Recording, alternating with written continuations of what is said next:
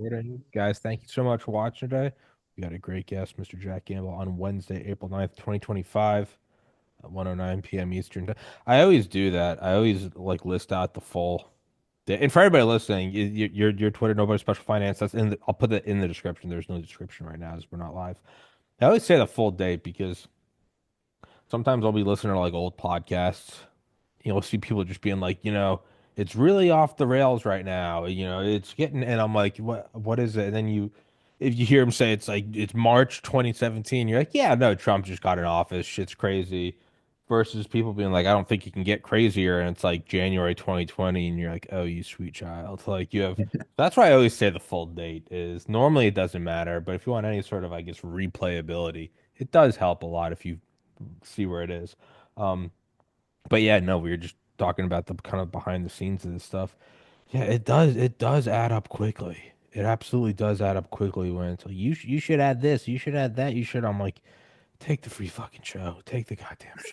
Like it's and it has to be free. As somebody that grew up with LimeWire and Napster, there is no such thing as a paywall. There's just people who want to pay. If they're obeying the paywall, they're either like 80 or they're like, yeah, I'll just I subscribe to people on Patreon that I like. I know if I really wanted to, I could get it for free. But I'm gonna stop yammering, dude. Introduce yourself to everybody who you are, and then we'll just jump in from there. Well, thanks, Tommy, for having me on. Again, my name's Jack Gamble, and I run a show called Nobody Special Finance on YouTube. I'm also at JG_Nuke on Twitter. Just for full disclosure, the name Nobody Special is not by accident. I don't actually have a formal financial pedigree. My background is mechanical engineering. I was a nuclear engineer for 15 years. I worked in commercial nuclear power, and I had my quintessential midlife crisis in 2020. And while some guys go out and buy a Corvette and get a mistress, I quit my job, became a volunteer firefighter, and started doing financial podcasts. Fuck So yeah. that's How, kind of how, my trip. how old are you? I'm 45. I'm 34. I graduated college in 2013. I got into medical school. I went to the University of Georgia, and I never once partook in living at a party school with 30,000 beautiful Southern women. All I did was study. And I had my own like midlife crisis when I graduated. HCM cat, got into med school, and I was like, man, I did not enjoy those 4 years. And I had this realization, I'm like, do I want to feel this when I'm 80? And I do not want to feel that regret.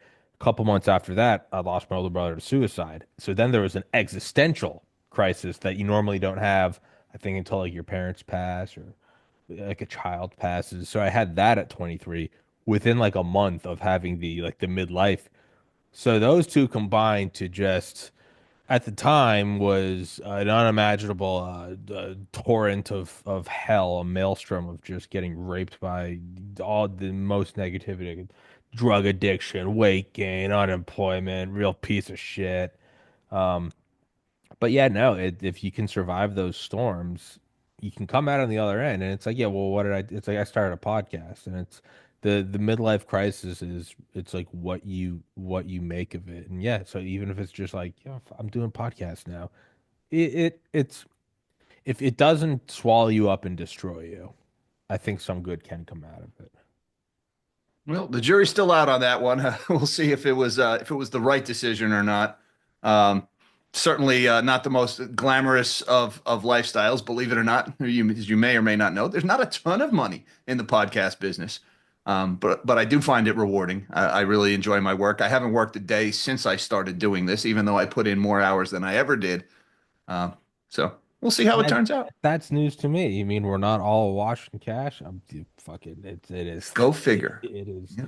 Yeah, no, I mean, I would argue that this is more difficult than getting into medical school, and I'll say that because with getting into medical school, there's at least a set path. You got to take this number of courses over this many semesters, get these letters of recommendation, shadow doctors, volunteer, do undergraduate research, MCAT, personal statement, interviews, blah blah blah. It's difficult, but there is a path. It's difficult in the sense that getting into the NBA is difficult, but there is you know what to do. You just got to start the kid at 2 years old and do the summer leagues and the AAU and the blah blah blah blah. But there's a path. This is insanity because there's no path. And the people that Yeah. have figured out the path are very quiet about it because they're like, you fuck right off. I yeah, I got up to the I'm the king of the hill. But like you said, I've put more time into this, far more rewarding. It is, and it's not work, despite the fact it's, 80-hour weeks. It is so rewarding because it's all yours. It's Yep. all it's building a raft out of trash and you're abandoned on an island. And you're on like there's like 80 other sunken rafts around you, all of your past work. And then you finally get one that like stays up. And you were like, this is peak human experience. I've stayed Funny you above the should water. mention it. Biggest bass I ever caught in my life was on a raft I built out of garbage. It's funny. Well, It's kindred well, spirits here. well, but really, there is something that, I mean, not to be all like hallmarky, but you really can't buy when you like when the podcast hit the inflection point where after like I don't know like 1,400 episodes, it made enough to pay rent. It is a moment. It's like, well, how much money is it? It's really nothing to even smile at unless you see what you did to get there. Man, it is a moment of it's like a moment of actualization that you can't fake. It really is like, I'm sure like the most thrilling experiences ever that have occurred to Homo sapiens like aren't recorded. It's some caveman and there's no record of them, but he's got some story that only he knows of like tracking down a woolly mammoth by himself. And fucking on like the ninth day, he managed to get above it and like push a rock onto it and crack its head open. And he's just like, God is my witness. I am the fucking king. Like it is, and it is. That's kind of what it is. Is it sweeter than anything else? Now it's driven me to near madness, and I think hollowed me out as a human being. But I don't know. That might be a price to pay. What made you then get into? How did you end up at nuclear though? Because that's I get. I mean, I How did I suppose end it's up in nuclear or yeah, leaving well, I was nuclear? gonna say it's a crazy jump to go from that to podcast, but as I'm thinking, I'm like, who the fuck it spends time to who's smart enough to get into medical school, dumb enough to not go and then start a podcast? So I don't know. Maybe it's like, yeah, I'm asking you because you have the same level of, I suppose, madness. Yeah. So I got into nuclear in the first place. I was a Yeah, commercial fisherman before that when I got out of engineering school. I used to work on a scallop boat out of Barnegat Light, New Jersey. Um, I after Hurricane Charlie and it was that was the most fun I hope I never have again. It was time to stop doing that and it was time to start using the engineering degree. So believe it or not, I got into nuclear. I applied on monster.com of all places. And as it turns out, the hiring manager at the nuclear plant was had the girl I was replacing had a mental breakdown in the middle of a refueling outage, which in a refueling outage at a nuclear reactor is, like 13-hour days, 7 days a week for about a month and a half at a time. They're pretty hard times, and they're very draining mentally, especially if you're working the night shift. And this girl had freaked out over the hours and just quit suddenly in the middle of an outage. And so the hiring manager kept his yacht at the dock that was directly across the harbor from where my fishing fleet was. And so when I put on my resume, hey, I worked 120-hour weeks on a fishing boat, he says, you're hired. you're my And man. he didn't ask me about my grades, which was good for me at the time because unlike you, I did not study as much as I should have in college. I was the guy partying instead of studying, and I paid the price for it. But the work ethic I learned on the boat and the like, just take your punches and keep going no matter what happens, that actually translated very well into nuclear power, believe it or not. And so I was a systems engineer in nuclear power for a couple of years, did a couple of other jobs at the power plant, loved the job, loved the work. My power plant in New Jersey was forced to close early by a guy named John Corzine, who was our governor, his last day in office. He Do forced the you, plant to shut down. do you know James Catoulas? James Doesn't ring a Catoulas. bell. I've had him on here. Sorry to interrupt. I think he's like my age. But he took on John Coors. I just recognize the name, like the Yeah. biggest ever like civil lawsuit. He got like $10 billion given back to I guess Corzine and for IMF someone under. Global. I yeah yeah Yeah. yeah yeah. That was him. He's the guy that's how he like cut his teeth. Is he Yep. made his bones there? No, he's a fucking baller. Like I think Trump invited him to the inauguration. Yeah, no, he's absolute. That's where I recognize that name now. Yeah. Yeah. Yeah. He was also the governor of New Jersey for a long time. His last day in office, he set in motion events that would ultimately kill the nuclear reactor where I worked at. That this was like right around the time. I don't know if it was before or after he lost the $10 billion. Oh, sorry, my bad. It's got to be around here somewhere. Uh, so after the plant closed, my wife and I both worked at this reactor. We took a job at the corporate office in Pennsylvania. I was a fish out of water in the corporate environment. I was more production oriented. I liked the equipment and the gear, not so much the paperwork. So I only lasted a couple of years in corporate, and that was pretty much the end of me. This was also like right as around 2021, 2022, the woke thing was really going crazy in corporate America, and I just couldn't get down with that. And keeping my mouth shut has never really been my strong suit. I was probably going to get myself in trouble sooner or later, so it's probably better that I left on my terms and not theirs. And in the years leading up to that, around 2019, actually, I say this a lot. The most important event in a lot of people's lives, they don't even realize it, was September 17th of 2019, and that was an event called Repo Madness in the markets. And I didn't understand this at the time. I had always done my own finances and managed my own stocks and things like that, but I didn't understand the inner workings of the bond market.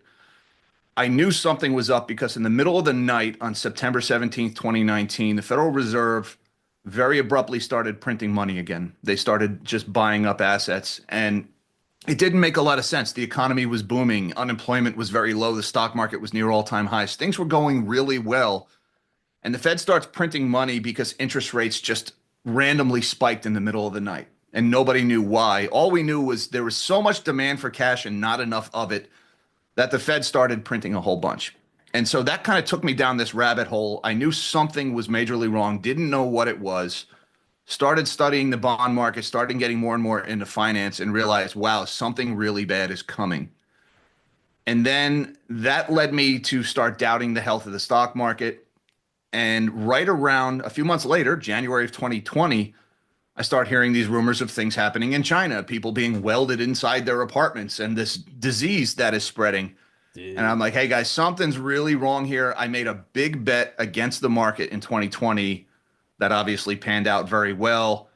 And then when they turned on the money printers after 2020, I'm like, okay, they're going to cause inflation. So I took all the money I made betting against the market, I put it into gold and silver, did really well in that. And so I was like, hey, maybe I can do this. And I just started sharing my stories. I started making videos on Reddit. They were well received, and I decided to make a YouTube channel. And I was in the last year or so in nuclear, it was all work from home. I was spending a lot of time on YouTube, not doing what I should have been doing in my day job. And my boss at the time was a really nice guy. I really liked him. And I didn't feel good about what I was doing. I was kind of one of those quiet quitters, if you will. And I just decided, the writing's on the wall. It's time to get out of nuclear. And I took the leap. It was scary, but I decided to start doing this full time. Yeah, I started the podcast December 12th, 2019, which we now know Wow. in hindsight is the first day that COVID Right started. there. Well, we now know it's the actual first in retrospect, in implying that, it wasn't created in the DARPA lab five years before that, which it probably was, but officially it's right. And yeah, no, that's some eerie shit. But just kind of like the bigger picture of what you're saying, your work ethic from the fishing boat, tied over in a nuclear. That's what I've found.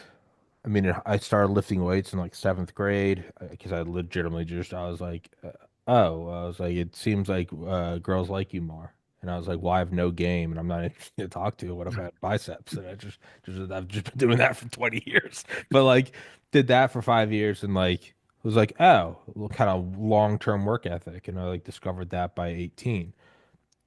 First year of college, fucked around a lot, stupid frat boy. Then I was like, well, if I could do the weightlifting thing, I could probably do this. And I'm someone that was like never had good grades in my life. So this wasn't like a natural progression. And I just took that just blind work ethic and just applied it to just like, I'll fucking memorize it. How many equations are there? I don't care if I don't understand it. I'll just memorize every organic fucking chemical. Like, did all that and just did that for 3 years and just brute forced my way into med school. And then I was like, well, then I obviously spiraled for several years after my brother, but that same what you're talking about fishing a nuclear, it does carry over. Like the personal lessons you've learned, like don't let those and not you particular, anyone listening, like don't let the appeal to authority diminish your own Don't be a cocky retard, but like don't let that diminish your confidence in that. Like so when I started the podcast very early on, I mean when I like episode 2 and 3, I'd be like, I'm gonna just work at this for 10 years and like become a millionaire from it. And I still truly believe that because with enough force, you really can do these things. And even to what you're saying about, making these trades, you could say, well, I don't have a degree. I didn't study finance at the Harvard Kennedy School of Political Economy and blah, blah. Those are all those like diminishing thoughts and appeal to authority. Appeal to authority is important when it comes to like a neurosurgeon. Like that guy is somebody I want to be like, where'd you go to med school? Where'd you go to residency? I don't want him to tell me that he was on a fishing boat or did a podcast. I'm like, how good are you? Right. But other than that, man, like, so from your own personal experiences making those trades, yeah, you're like, well, I can do this now. Well, once is an event, once is a coincidence, whatever. Do it twice. I mean, that's right. To me, that's as real as anything. First time you hit the flint in the, oh, caveman make fire, not sure. You do it twice, you're like, that's fucking fire. And then anyone else telling you, well, you don't have a degree in fire, grok, and you're like, hey man, I've made fire twice now. Like I think I know what I'm doing. And that's like an important like meta theme of like the discussion we're having now. Biology I to also think it's podcasting, important to keep in mind the people, most of the pedigreed financial professionals, and I use this term loosely, they are not the best and the brightest. That may be where most of the money is made. But if we have this misnomer that the people making all this money in finance are so much smarter than everybody else. They are not. Actually, in my experience, a lot of them are a hell of a lot dumber than the average person. They just use a lot of phrases and a lot of terms that confuse people. And most people don't want to look dumb in a conversation. So they just kind of like gloss over it and don't, they're afraid to say, I don't know what that means. And so we kind of like project intelligence onto the professional finance industry when we shouldn't. well, in a way, that's a form of intelligence. It's a form of intelligence to just talk shit, muddy the waters, and get people to be like, all right, hey, yeah, whatever, I'll sign up for your It's thing. salesmanship. That's what it is. They're salesmen. Most of the people in finance are just sales guys. That's really the takeaway there. One of my favorite terms ever in biology was just fitness, capital F, fitness, and it was just the number of offspring that an organism raised to where they had offspring. So essentially, how many grandkids do you have? Because you could have like 10 kids, but then if they all die, your gene line still cut out. So it was how many grandkids did you? I don't know why that, but that's just what it was in evolutionary genetics. Hmm. And they just took it's just the professor would be like, just that, like, don't get caught up in anything else. That is fitness. So you'd have these like I don't know, like the alpha fit, the beta fit, whatever the fuck the fish are that like fight and kill each other. Like the one that kills the most is not the most fit. And there was actually something that you couldn't say it now, but they actually called it the gay fish.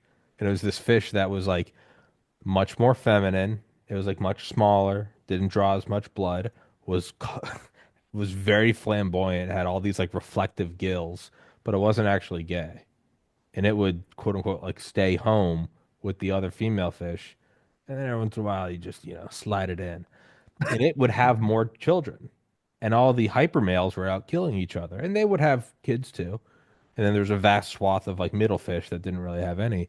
But the gay fish actually had the most offspring and therefore it was the most fit. So it's like if it's a salesman and he's throwing out all these terms and just confusing you in the most brutal terms, well, if he gets a ton of money and has a huge family, like that is technically fitness. It's not intelligent. I wouldn't even say it's really admirable, but just kind of like being objective. Like it is. If somebody covered Kim Kardashian's ass and got 10 times as many views as my podcast, I would be very hesitant to call them smarter than me, but yeah, I wouldn't be able to objectively deny that they got more views than me. It doesn't Yeah, make it I right, mean, doesn't make it admirable, but it makes it what it is. I've done videos and I've done research exposing drug cartels that are laundering money through fake AI startups. I've exposed the fake CEO of crypto scammers before. I've done all this research, and I'm sitting on this work. I'm like, wow, this is really good work, and I pour my heart and soul into the video. And the more I think about it, like if I really wanted to succeed, I would have done the eat 1,000 gram cracker challenge and, and posted that or some stupid crap like that. I guess you got to pick your battles. But it comes back to like the kind of the midlife crisis type thing. So I always come back to the flow chart of like, well, I look at this and I look at the shows I do, and I'm talking to these doctors or these people or like Delta Force operatives or what or very early on I was having on like nuclear fusion researchers from Oxford talking about tokamak reactors and ITER and whatever. And I've always gotten very angry when I see like the shit on Rumble that's on the front page because it's just like the low hanging fruit. I always talk shit about like libtards and Trump derangement syndrome, but the mirror exists on the other side too. Just it's the same rage bait. And I look at that and I go, that's such like stupid content. What I'm doing is more intelligent. Okay, sure. But then I have to ask myself, like, okay, so if I really wanted to do that, then like being critical of myself, like if I'm so smart, why don't I do that? And I go, well, then I would be doing something I don't want to do for a paycheck. And as I started the podcast, I thought, well, if I'm going to do something I don't want to do for a paycheck, I'm going to go be a doctor. If I'm not going to enjoy it, I'm going to get a big paycheck. I'm going to have job security, and I'm going to try to do some good in the world and be a doctor. If I'm not, if I'm putting my feet down and going, I'm not going to do something I don't want to do for a paycheck, then I'm going to ride that out to the nth degree. So when I come back to now, I go, well, then why don't you cover Kim Kardashian's ass? My flowchart goes, I'm gonna go be a doctor then. And if I say that to anyone, they're like, "What in God's name are you talking about? You won't talk about Kim Kardashian because you want to be a doctor." I'm like, shut up. But it comes back to the whole. If I'm gonna do this whole struggle, if I'm gonna build the raft, I'm not gonna struggle to build my own raft just to go fish somewhere I don't want to fish. Well said. I don't know if that makes sense. It makes perfect sense. Yeah. I mean, if you're going to do what you don't want to do, you might as well get the job security of a W-2, right? Go Yeah. 9 to 5 at somewhere. Why put yourself out on a limb? Why take all the risk if you're just going to be doing the same crap for less money? if if you Go don't earn a if paycheck. you don't want to do and that's another thing the podcast has taught me is like I used to look down at like the 9 to 5 and be like, oh, you're all just sheep. I totally get it now. I really eat the slice of humble pie. I'm like, there is absolutely a value to having a 9 to 5, to having health insurance, and especially if you have like a wife and a kid. You're probably like, yeah, I love providing for them. I used to look down on it like such an asshole. I now look at it and I go, I totally get it, dude. I totally get the 9 to 5. I feel like such an asshole for looking down on it. I did it for 15 years, and I was intent on doing it for the rest of my life when the plant was forced to close early, which set in motion the events that led to me, starting this venture. It was scary though. I mean that was not an easy choice, and man, it was freedom, but it was intimidating as all get out when you've lost that security and the certainty and the benefits, and now, you're either going to make it or you don't. When you got a wife and kids, that's scary. Yeah. And I don't, which is perhaps why I'm allowed to kind of just be like, I'm allowed to go out on the raft in the ocean. I don't have any guilt. I'm like, yeah, whatever, maybe I'll get eaten by a whale, but I'm like, this is fucking sick. Um, but to tie back to what you said, that's something I had never thought of. I mean, so many other things make sense. Was the CIA running cocaine in the 80s to inner cities? Well, yeah, is it right? Absolutely not. But I get it. Like I get it. I'm not gonna be like a Boy Scout and be like, well, I never. Like, yeah, no, it's the CIA. Fucking, they probably killed Kennedy. Like, of course They they. saw communism as the bigger enemy, and Yeah, running yeah. cocaine was a way to fund their anti-communist ventures. So Yeah, it and was did they make a couple bucks off of it? Sure, but that's also, that's the American dream. A couple CIA agents making 60 grand a year going, eh, sure, I'll do this if Reagan asked me, but I'm gonna get a boat out of it. Like, I get it. It's not right. 200,000 bodies scattered around the world, but And I don't even know if they're wrong. I don't even fucking know if they're wrong. I mean, if communism's killed 150 million people over the last century, and then if we brought in cocaine to fund wars in South America and it kept it at bay, they might not even be incorrect. Like, they might not be wrong. Um, but where was the fuck was I going with that? My point is like, so I don't really have any like illusions of like how fucked things can be. Human trafficking, child trafficking. That's something I hadn't heard of before though. Cartels using AI companies as fronts for money laundering. Yeah. That's going to that. That's fucking wild. So yeah, I had an anonymous source came to me with this story. There was this company called Hyperscale Nexus. It was one of these AI startups. Sounds like a money They laundering front. it's like Hyperscale Nexus. cram as much random buzzwordery as we It's can it's into the web name. it's web 3.0 because Yeah. it's an internet of things now. We're in a global Sorry, keep going. So these guys, the first thing that caught my attention was this Hyperscale Nexus company. They're merging with the American Cannabis Corporation, a penny stock weed farmer, and they're merging with an AI company. Okay, that's suspicious as all get out to begin with. And then I go and I look into this, and it turns out that the mastermind behind this whole deal, a guy by the name of Thomas Stray, his name's not really Thomas Stray. His name is Thomas Oye. He's a Norwegian money launderer. And upon further research, it turns out that this Norwegian money launderer is operating out of an office suite in Dubai.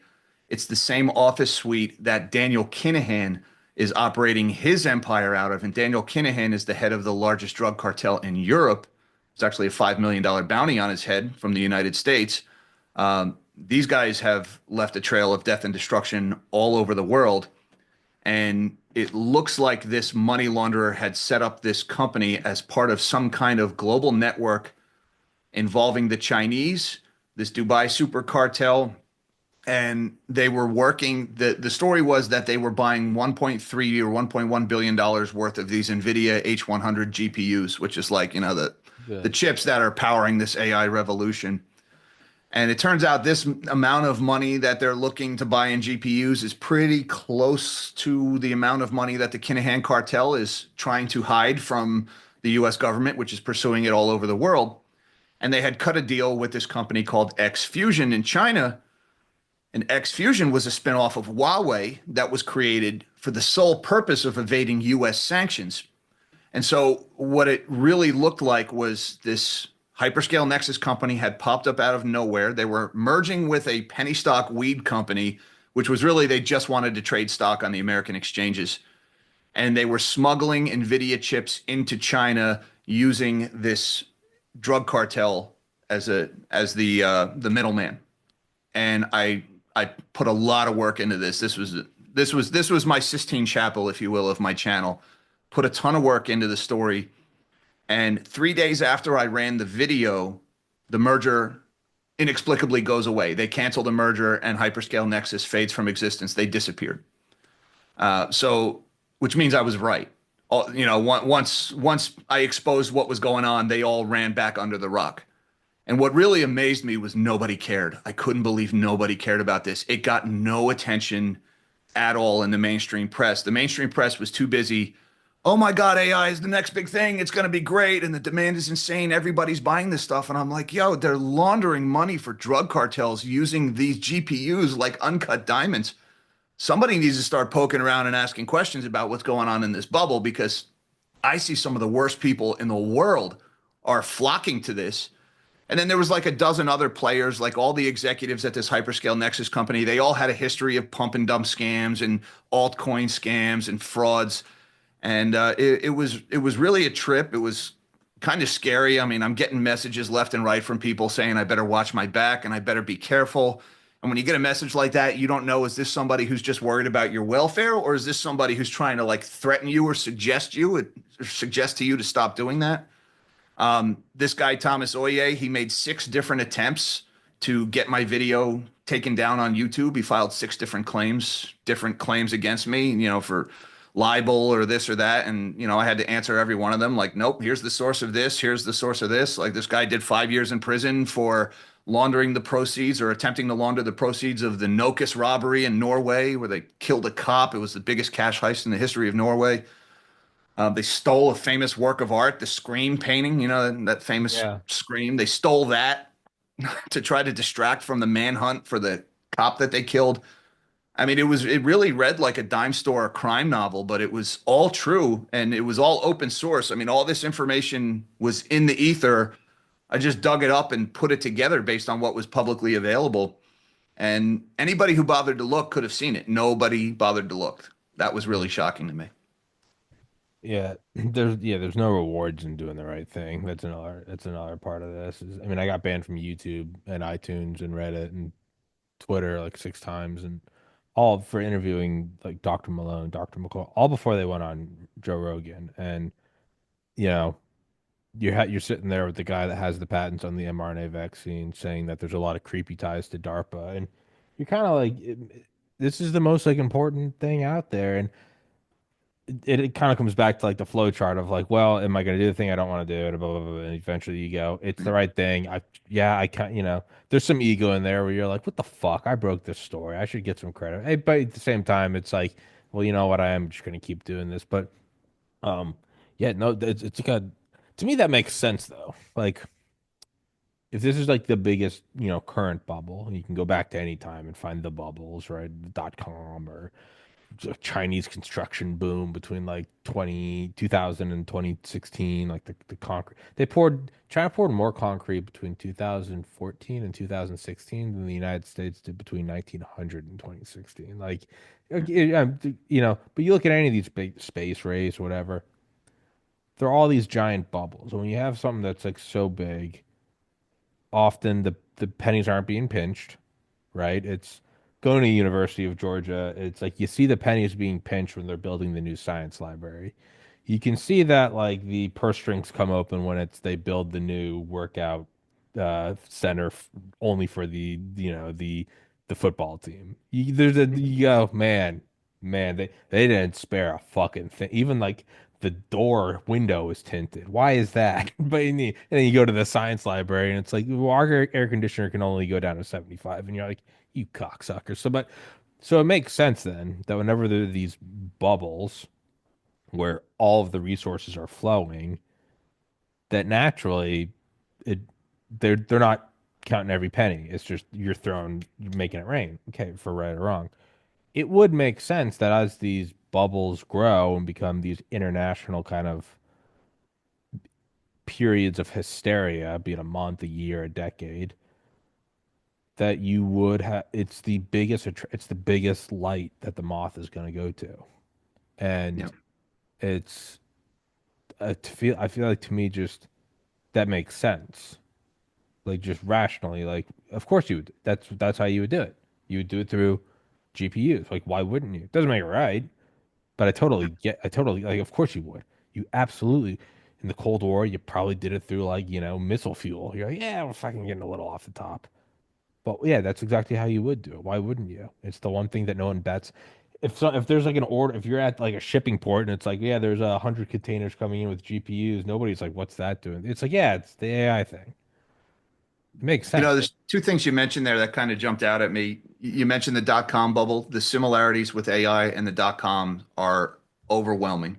With all And bubbles. when you said that they're not counting or they're not pinching pennies or not counting every penny, uh, it's actually the opposite of that. They're counting every penny and they're counting the same penny over and over and over again. Uh, They're using an accounting gimmick called round tripping to create the illusion of this insatiable demand for these NVIDIA chips, when really, without this accounting gimmick, there would be almost no demand for them because none of these AI companies make any money. They all lose money. the Soviet military parades in the 50s, they'd fly the same 4 or 5 bombers in like 100-mile circle over Moscow. Look at how many bombers we have. And that what actually Yeah. the thing is the United States fell for it, and it's actually kind of funny. So that led to us building like legitimately building like 250 bombers, and then the Soviets were like, "Fuck, we only had four." Like, so it was like, "Oh, we were fine with having four. We thought you had two." It's, all right, man, fuck around. But that's yeah, that's so then why that is this? So let's unpack that. Do you do that round trip thing to look like there's a giant demand? I think it's applying too much intelligence to say this is what cartels are doing this to fund it. Is this more of a this is what happens with bubbles? And then of course laundering just jumps onto whatever bubble. But it's Yeah, I think not like the Guzman or cartel The cartel just kind of latched on to the Got it. thing. They're not Um, operating though. We're gonna do a round trip. Yeah, you don't have El Chapo saying that. yeah. No, the round tripping, that's very much the hallmark. Like that was rampant during the dot com. They Yeah. they called it vendor financing. Sun Microsystems, Cisco, they would loan money to their customers so that their customers could buy their stuff. Yeah. And then that loan that they made, they'll call that an asset on their balance sheet. So it didn't really cost them any money. And then when that money comes right back to them, they report it as revenue. And so it's just their money making a round trip, but it looks like organic demand for their product. But realistically, the second they stop making those loans, that revenue stops coming in. And Nvidia and really all of Wall Street and Silicon Valley is doing this round tripping. And I want to give you a couple of examples. The best example of this is this company called CoreWeave, which is they just went public like 2 weeks ago. It was the biggest IPO in years, and it was a flop. It was a disaster. They were trying to unload this company on retail What was investors. it? I'm gonna look it up. What is it It's called? called CoreWeave, CoreWeave. Gotcha. Now, CoreWeave, I first caught on to these guys in August of 2023. They were still a private company back then, but NVIDIA had just posted a really good earnings report in August of 2023. They had beaten their data center revenue estimates by $2.3 billion. It was a blowout number, and this is like right before NVIDIA just started shooting up. But right as they're announcing this company, CoreWeave, nobody has ever heard of, secures a line of credit for $2.3 billion to buy NVIDIA GPUs.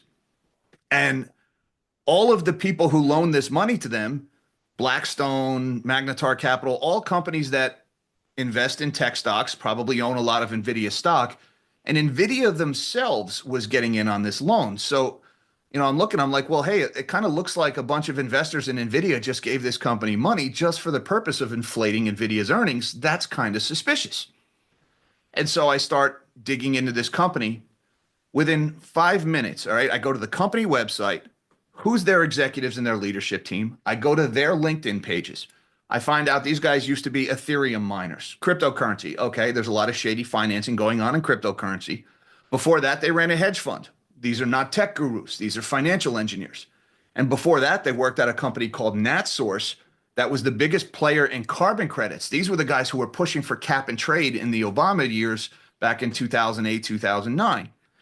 And so, okay, this is like 4 minutes in now. I search Michael and Trader, the CEO of NatSource, or the CEO of CoreWeave and NatSource, and I find a network of 20 to 60 shell companies in the Cayman Islands that these guys used to use to trade their carbon credits back and forth. And the more I dig into this, Interpol had been warning about this for years, that this is what money launderers and tax evasion and all these people do, all these cockamamie schemes involving the Cayman Islands. And I'm like, yeah, there's enough smoke here. None of this is outright fraud. None of this is evidence of any crime, but there's enough shady things going on here, enough buzzards circling overhead. There's got to be a body nearby. You gotta look at it at the very Yeah. least. Look at it. So I started making videos about this, and I'm like, hey, everybody, let's just ask questions about this company. All right, because this company appears to be inflating NVIDIA stock. NVIDIA stock is going to the moon, and this is everybody's 401k. Pension money is in this, retirements are in this. So we need to ask questions now during the good times to make sure the bad times aren't worse. And those videos did really well. I was getting a lot of attention on them. They got a few million views on Twitter. And then all of a sudden, an analyst at Bernstein writes this debunking article that says, don't pay attention to this Twitter rando. Don't pay attention to this conspiracy theory that's going around. And didn't mention me by name, didn't mention any of the other researchers that were looking into this company, didn't address anything, didn't address Magnetar Capital. I'll talk about them in a second. Oh my God, Magnetar. Didn't address the carbon credits, the Ethereum mining, anything. And this debunking piece got picked up by half of the mainstream financial press. Like Market Watch, Business Insider, Markets Insider, MSN.com, a dozen different news outlets run this debunking piece that says, there's this guy on Twitter saying a thing. We're not going to tell you who he is. Don't listen to him. It was anti-journalism. It was don't look. And it's amazing because everything I was saying was open source. I mean, I throw the websites up and the history. It was all on the LinkedIn pages. Anybody who bothered to look could have seen this. And then this goes on. The AI bubble continues to inflate for 2 years. NVIDIA stock would more than triple from there. All right. So, now there's all these trash talkers are saying, oh, look how wrong you've been. Look how wrong you've been. And then this year, CoreWeave files to go public. And when you go public, when you do an IPO, you have to release what's called an S1 filing. And that's where like you're opening your books for the Yeah. world to see. And it was all laid bare. And it was everything I had been saying, but worse. And the round tripping was disgusting. Now, let me just give you a good idea, an example of this. NVIDIA is CoreWeave's biggest supplier. It's one of NVIDIA's biggest customers, right? NVIDIA also owns a big chunk in CoreWeave. NVIDIA is also CoreWeave's second biggest customer. And NVIDIA had to pledge $250 million to CoreWeave's IPO, basically saying, we'll buy $250 million of this stock to make sure it doesn't sink on IPO day. So you've got NVIDIA gives money to CoreWeave in the form of an investment. CoreWeave gives the money back to NVIDIA to buy the chips. NVIDIA reports it as revenue. Then NVIDIA gives the money right back to CoreWeave to rent their GPUs from them. Now CoreWeave is reporting it as revenue. And then when they try to sell this company to the public, NVIDIA has to give CoreWeave even more money in order to keep the IPO from tanking. So how many times has the same penny gone around in a circle? Reported as revenue on both sides, one chip changes hands. That's it. And without this circular movement of money, there is no demand for these NVIDIA chips. Everybody in the AI bubble is doing this. Microsoft is doing it. Amazon is doing it. Meta is doing it. They're all making investments in AI startups. And those AI startups are taking that money and renting the computing power from these hyperscalers, from these data centers. Without that endless flow of investment cash, there is nothing to pay for this compute rental. And every AI company loses money. OpenAI just lost they lost $5 billion last year on 3.9 billion of revenue. So they're 8.9 billion shy of being profitable. Every single query that ever goes into ChatGPT or Grok or any of these things loses money. So the only way this thing keeps moving, the only way this money keeps going around in circles is if investors are constantly pumping cash in, buying stocks, bidding up investments, or buying shares in these private companies in order to keep the money moving around in circles. The second that stops, the bubble deflates. And that's what the CoreWeave IPO being such a flop told the investment world. I think this bubble is bursting in real time right now.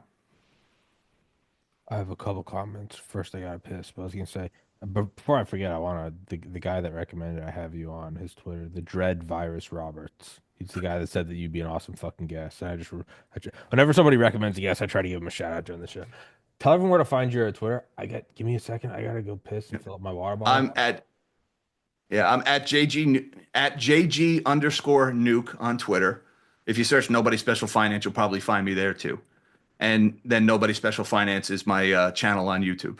And all my videos, all my live streams go up to both platforms. I know some people don't like YouTube because they censor. Unfortunately, YouTube is where most of the money is.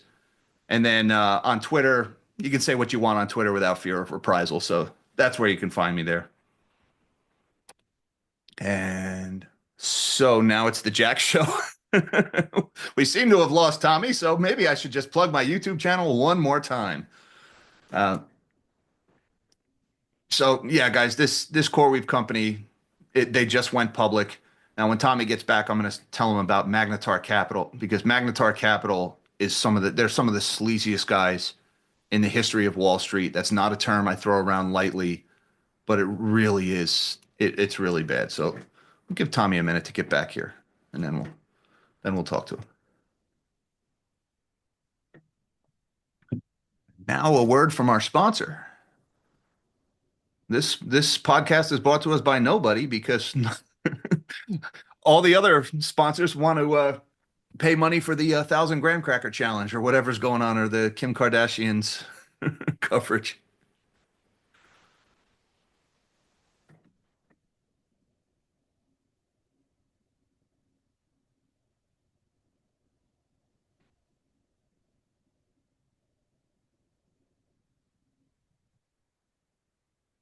I don't know. Normally, can you hear me? Yeah, you're back. Yeah, I no, was trying to fill the air there. I no, don't know no, if you're no. going to You're edit no, that you're out or awesome. not, No, but no, no. I did. No, no. Most guests do well. They fill it for a little bit. It wasn't muting, which is weird. no, I could hear you loud and clear the whole Yeah, time. no, it's just it never. If I double click it's just fucking weird. Yeah, you're not allowed to mute. You guys are fucked. You have to say it. Very odd. Not important. So one, just on like the personal note, back to what we were saying earlier about like not needing an appeal to authority. That just makes me think. And I see not the same as like round tripping, but kind of everything you just said in the broadest terms, like applied to podcasting and like uh guest incestuism, people at this company promoting this show and this show promoting that company and seeing all that, it's eye-opening and it's corrupt. But it also helps me because it kind of brings them down to a human level. You go, oh, they're not genius. Because if you truly thought it was just all the valuation was honest, you might be like, man, these guys are just fucking geniuses. I mean, how do you get $1 trillion value? It helps in the same way. I'm like, how is that show that? And then I realize I'm like, oh, his wife works at Spotify. Oh, and it Mm. doesn't mean that. It also doesn't mean like take your foot off the gas and go, oh, well, they're just cheating. No, no, no. But it does bring them down to human level to go, oh, they're probably good at what they do. They're Oh not, yeah, but they're the not. chips are great. I mean, the Sure, sure. technology's pretty amazing, but But some things I look at like behind the scenes, I'll know like, Rumble is working with this. I'll be like, oh, that's why they get 100,000 views in an hour. It doesn't mean that they're not doing a good show. I'm sure, but you're like it, but they're not doing a show that's 100 times better than mine if I get 1,000 views. So on a personal, so it's like, well, what's the importance of that? That just sounds like being a sore loser. No, I'd say it helps instill confidence to go. They're not 1,000 times better than me. They might be twice as good or 5 times as good, but I can work on that. Which comes back to the whole, you know, I'm going to do finance podcast or I'm going to build the own raft. So just back to the personal life lesson. Everything you were just saying about that though, it makes me think of, honestly, it makes me think of so when Harry Truman was before he was VP, I think. Was he a senator or whatever? he was Roosevelt's VP. Yeah. Yeah, yeah, but before he was VP, he Mm. was I don't know if it was when he was VP or not, but he was charged with actually going around the United States and looking at all the uh the books of every company, which was every company because of the war effort, looking for double dipping. Just make sure because when so much money is being thrown at something and everyone's behind it, bad actors can take advantage of that sort of momentum. Everyone's sending a son over to go die. It's like, yeah, it's no one's really batting an eye at we got to spend more money on the war. Bad people would double dip and, sell rifles twice or sell broken or whatever. His job was to go through there and find these fuckers and, apply the full force of the law. And one thing he found was a power plant in Tennessee where they were spending so much money on, and they were not producing like a tenth of like the tires they were supposed to be making. And he was like, "What is this?" And he was like, "This isn't normal corruption. This is like a ton of fucking money." And he brings it up the chain of command, and he gets approached by Leslie Groves, who was heading up the Manhattan Project, and he's like, Harry, like, you're a good man. You're doing a good job. From the president's lips, don't pursue this. And Harry was just like, noted. Becomes VP. Still kind of curious. And it wasn't until 13 days after he became the president that he was informed about the Manhattan Project. And he was like, we were doing this thing in Tennessee because they were actually doing the electricity generation, which I think we were using to do some chemical effect to silver, which helped in the whole whatever Manhattan Project. But it was somewhere he's like, got it. I wonder, I wonder if all of this fuckery, and it's like, because even then the power plant, they're like, this is not making any money. I wonder if, like, in 80 years, people could look back at this, and you and I are having the same discussion. I'm sure Harry Truman was having in like 1943, where he's like, "What's going on over here in Tennessee, in Oak Ridge, Tennessee?" Now that name's familiar, but I wonder if right now you and I, and someone in the future might be like, they're not even wrong. Like, you found the thread on the sweater, but it's a very classified sweater. I wonder because if it's this blatant and it's this much money, and it's not just, well, what is it? Is it McDonald's? No, it's computer chips for AI. Ew. You Obvious wonder. military I'm gonna send you implications. an article, which is Yeah. I fucking sent it to everyone. It's called Situational Awareness, and it's this guy wrote it last summer, and it's like a 3 hour read, but I honestly think it's like the most important thing to read right now about that and about everything about he's like he goes there probably is somewhere he's like the Manhattan Project has started for this and it probably started a couple of years ago and I just look at that now I'm like it might be that it's like you uncovered like a huge foot and it's like yeah it's not a foot of a chicken that's a foot of a Tyrannosaurus Rex that you're not supposed to know about so and I also don't want to say that as like because that also gives kind of carte blanche to anybody doing corruption to be like, this is national security. Like, no, go fuck yourself. Like that this is corruption. But it might be that you've bumped in the leg of a T-Rex fossil that you weren't supposed to know existed. Well, let me just tell you this. It's 2025. If you're not on some watch list somewhere, you ain't living. You're a You're pussy. not using the gift You're of the a time you've been you're given a on this earth. bitch. You're a Yeah. bitch. If you're not, Uh, yeah, two things. I can tell you, look, everybody knows a guy who knows a guy who's done some kind of work. You know, that guy you don't mess with. Um, I pulled a thread like that before I ran the Hyperscale Nexus video, and I was warned rather strenuously not to run the video. And without going into too much detail, the concern stemmed from domestic interests, not foreign. yeah, So it was our guys I was yeah, supposed to be afraid of. yeah. Uh, like I said, I got a big mouth, so I ran the video anyway, um, just because it was truth. And you know, I don't know what goes on behind closed doors and any other. It was I couldn't not say something, knowing how many people they were hurting, what they were doing. I couldn't not say anything about that. That was toxic knowledge. Plus, when you know that and you haven't released it, well, that's now a danger because now We're there's not an good. avenue to prevent the release of that information by getting you out of the equation. So I needed to get that out as soon as possible once I knew that that was my take on self-preservation, Absolutely. right? As soon as it's in the ether, now there's no benefit to unaliving anybody because it's already out there. Uh, so that's one thing. I did have a similar moment to that. It doesn't rise to that level. Definitely military implications Yeah, with yeah. AI. And the other thing, Daniel Kinahan is now believed to be hiding in Iran, and he launders money for Hezbollah, the terrorist organization. And there is rumblings that he is playing both sides of the equation, if you will, feeding information to save his own ass. So it's when I read about Kinahan laundering for Hezbollah and the Iranian connections and that he may be a U.S. agent now, okay, the domestic concerns started to make more sense. That being said, they were smuggling this stuff into China, and there's absolutely military implications of artificial intelligence. They're using it to train their missiles to dodge our interceptors and target our carriers better. So that brings me to the next thing. This AI bubble is being inflated by American companies illegally selling this technology to the Chinese on huge levels. Under President Biden, they passed these restrictions. You couldn't sell these AI chips to China anymore. As soon as that happened, the growth in this sales to China leveled off and they stopped.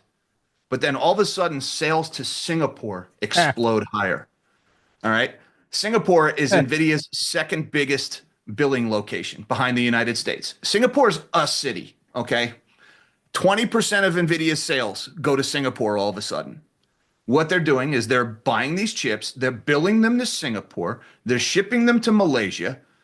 And from there, NVIDIA says, well, we don't know where they go. We tell our people they have to follow the law. It's not our problem.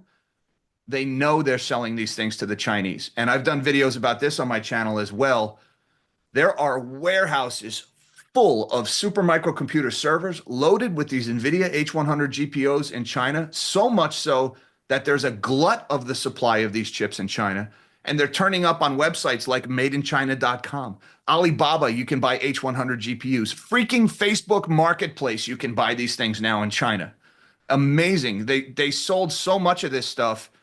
They're I mean, that rises to the level of treason. These are American companies run by American CEOs selling illegal technology to the Chinese, knowing it has military implications.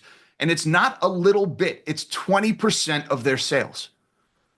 So, what happens if the windbreakers ever break into NVIDIA's headquarters and start hauling off boxes on treason allegations? What happens to NVIDIA stock when that happens? And I started talking about this. There was actually this guy named Kakashi. I want to give him credit. This guy named Kakashi on X who really started covering this in 2023. I caught wind of it a few months later and started covering it. And then DeepSeek came out earlier this year, late last year.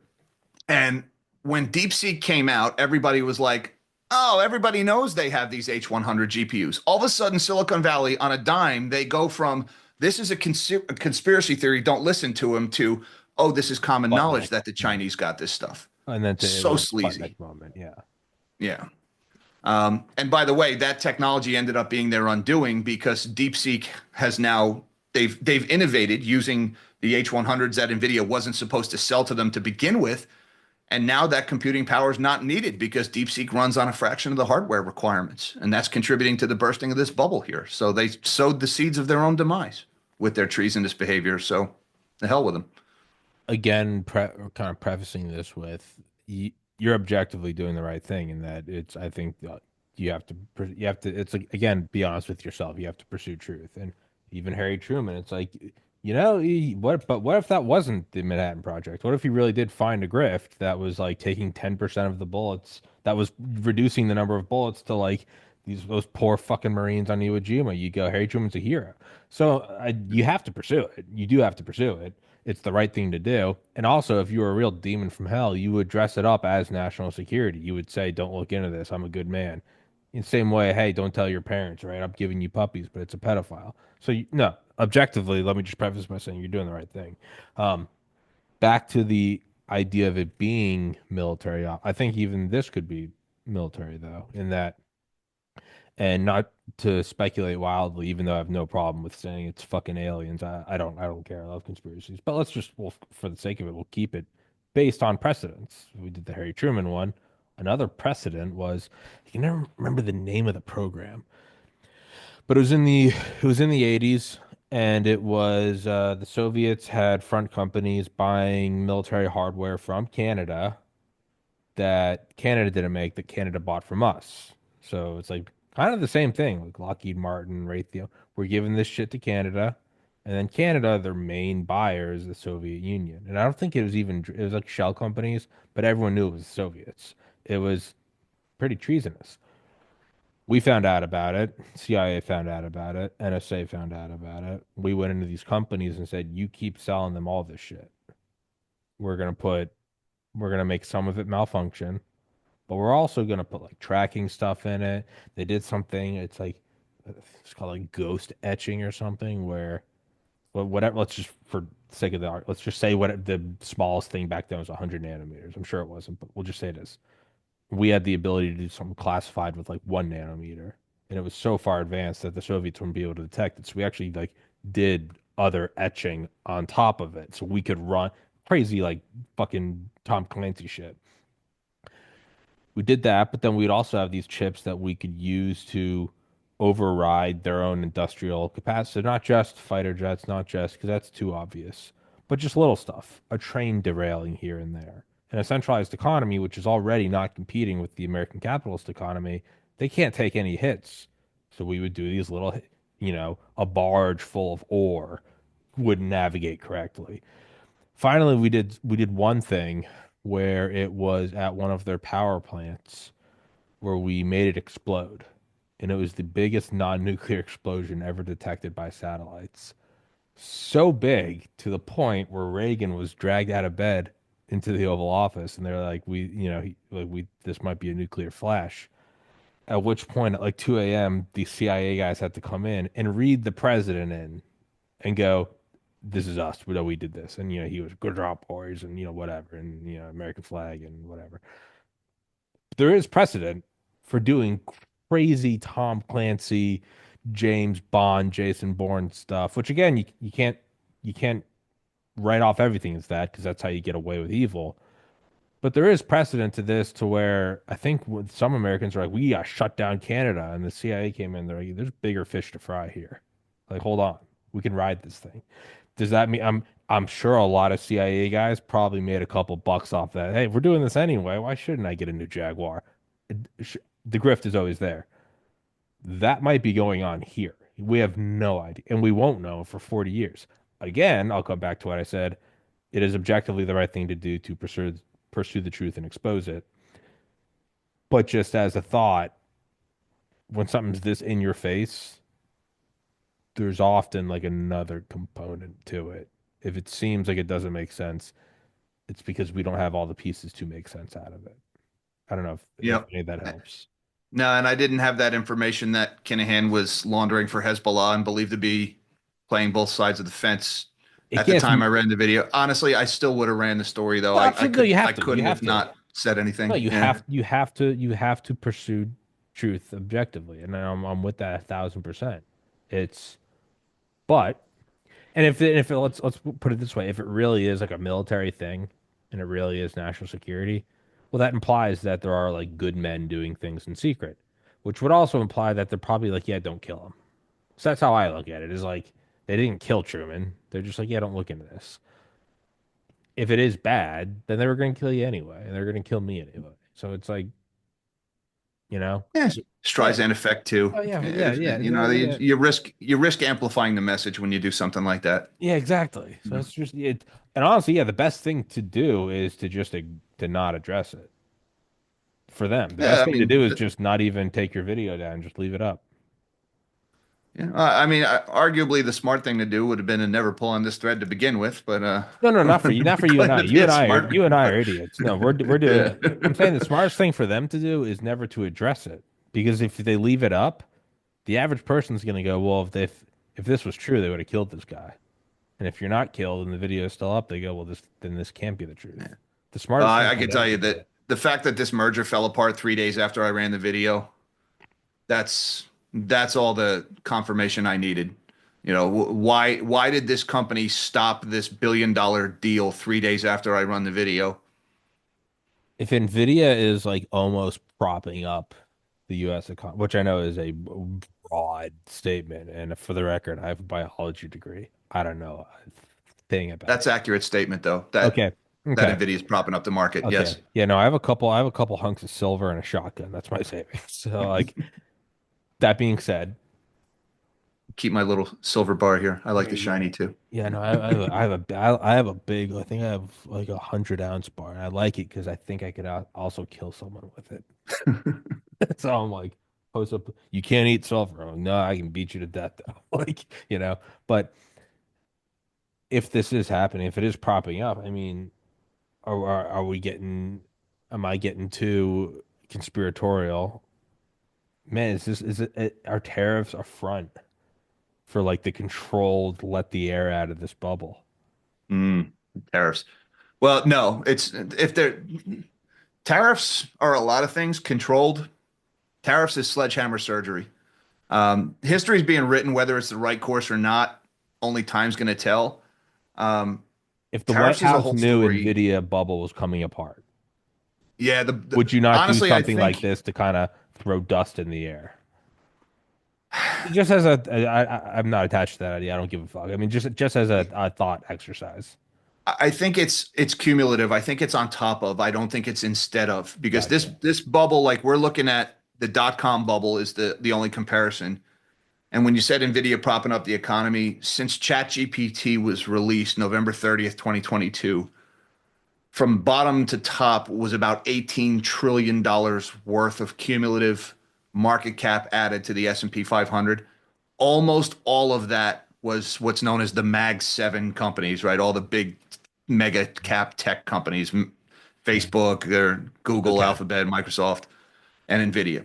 So that's not an overstatement to say Nvidia has held up the whole economy. And ChatGPT was released at a time, if you go back and look at what, like, say, the NASDAQ was doing in 2022, it was in free fall all year. Big tech needed a shiny new thing, right? The metaverse was a flop. The crypto bubble had just burst, or the second crypto bubble had just burst.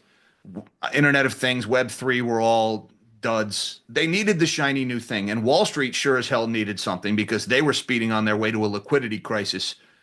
And Silicon Valley and Wall Street got together and created the AI bubble. Sam Altman, when he released ChatGPT, his board of directors didn't even know he was going to do that.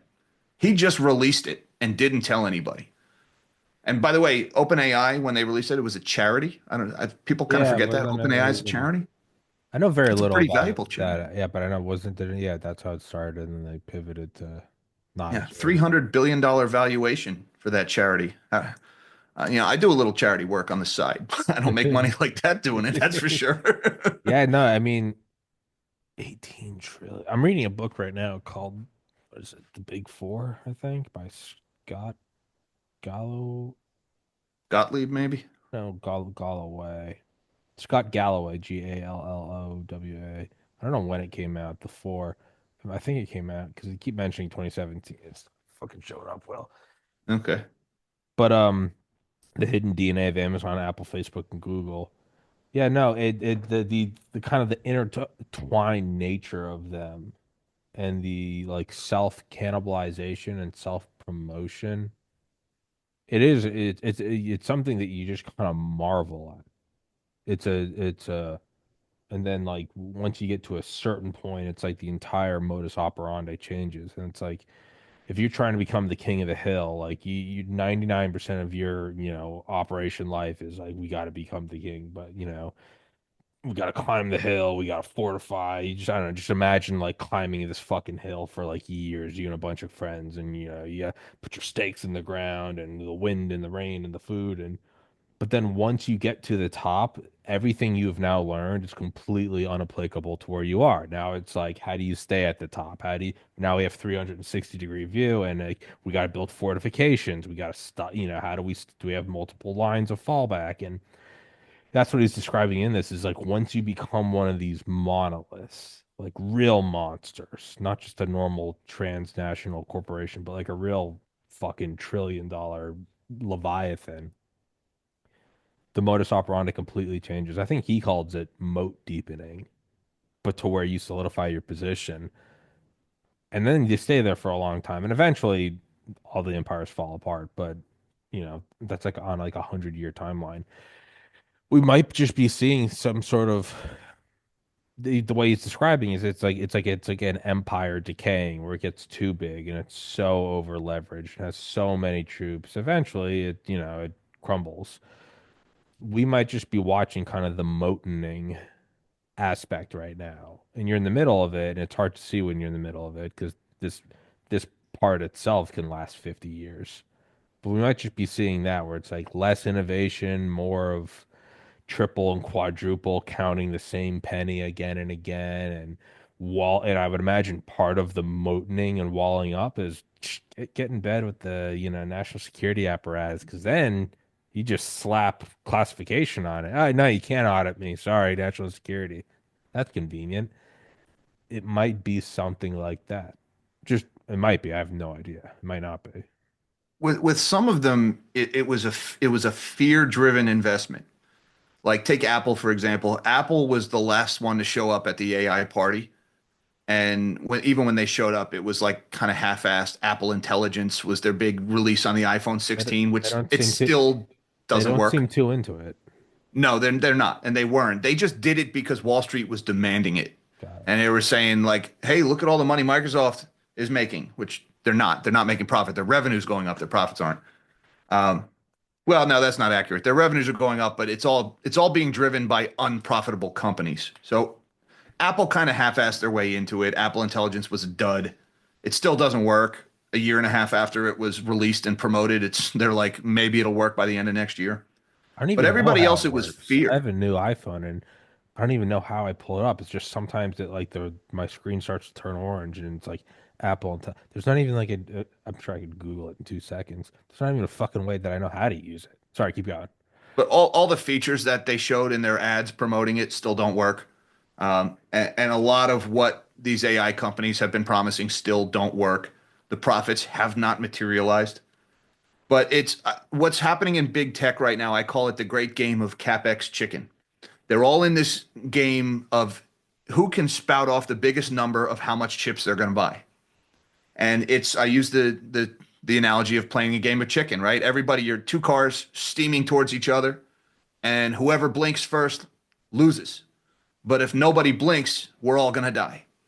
This is what big tech is doing with their investors' cash right now. They're all in this contest to see who could light the biggest pile of money on fire. And when they do that, their stocks go up. That's the weird thing about this because it's convincing everybody that the bubble's going to keep inflating. And all of this money they're lighting on fire, this is the sales to NVIDIA to buy the chips. But remember, the only reason these chips have any market is because these companies are also investing in the companies renting the chips. Those companies don't make any money. So hundreds of billions of dollars has been invested in these data centers. And without continued investment, those data centers will all flop. They'll all fail. Microsoft has been the first to blink in this game of CapEx chicken. For the last month or so, we've heard story after story about Microsoft canceling data center projects all over the world. Indonesia, the UK, Arizona, Illinois, and then just yesterday, 3 data centers in Ohio. And the hilarious thing about that story about the data center in Ohio is that Microsoft announced that they're still going to keep the land that they bought for the data center, but they're going to use it for farming. So if the demand for these chips is really so insane, why is Microsoft planting corn instead of building a data center? Maybe it's because the demand really isn't that big, and Microsoft is the first one to come to their senses. And if Microsoft is doing it, how far behind is Google? How far behind is Meta? Meta's probably really far behind. They're still spending money on the metaverse. But how far behind are the other big companies?